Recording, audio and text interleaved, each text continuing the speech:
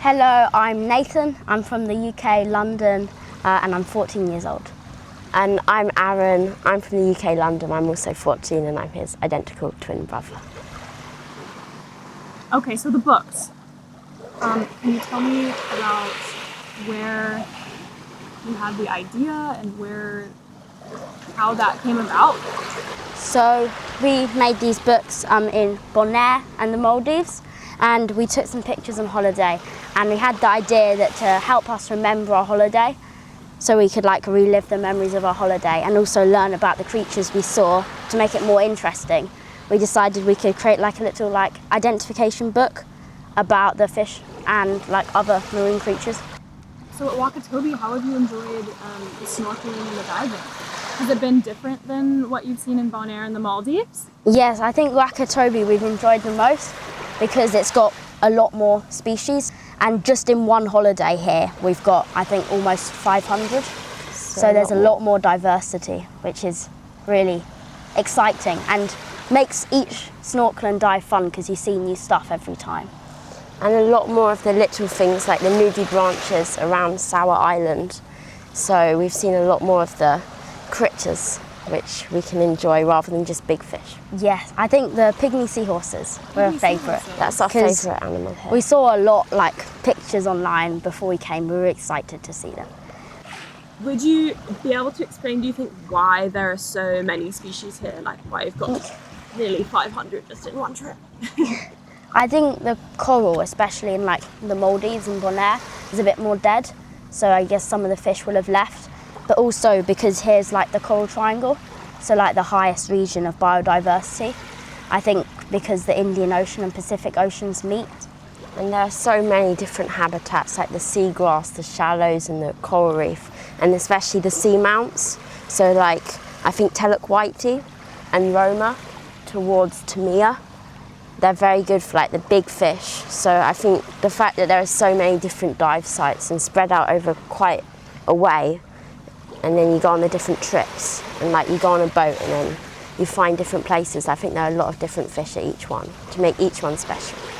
When you're on the dives and snorkels, are you finding all the critters yourself, or does your guide help you a lot? Aswa and Frankie, I think, help us a lot. We're not that good. Towards the end we spot some nudie branches and things and more the bigger stuff that we know we're still looking for. But the guides are really, really good at spotting stuff. You said that the books are kind of for non-divers. Do you want to explain why that is? So we took the photos in these books just snorkeling, and we thought it was quite interesting, the amount of stuff you can see just snorkeling.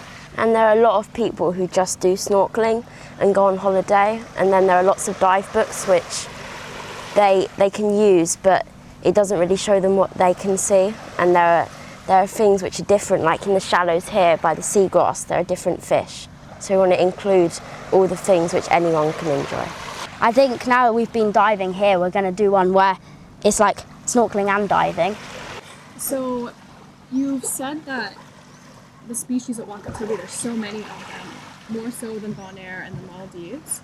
How long do you think it's going to take you to compile everything? And when it's all said and done, how thick do you think that book will be in comparison to the ones you already have? I think once it's all done, especially if we come back here once more, I think it could be almost the double width. Maybe not quite, but almost the double width.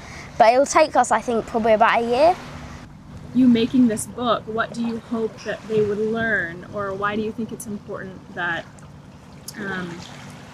people know about the ocean and the species in it? I think the ocean's maybe the most magical place to be, because it's a world where you're completely devoid from being on the surface and all distractions, and you can just float, and you're weightless, and you're just surrounded by incredible creatures that you'd never see on land. It's if you went into a rainforest, you'd see some flowers and some plants and maybe a few frogs. Here you're seeing hundreds of species all at once, amazing colours all around you.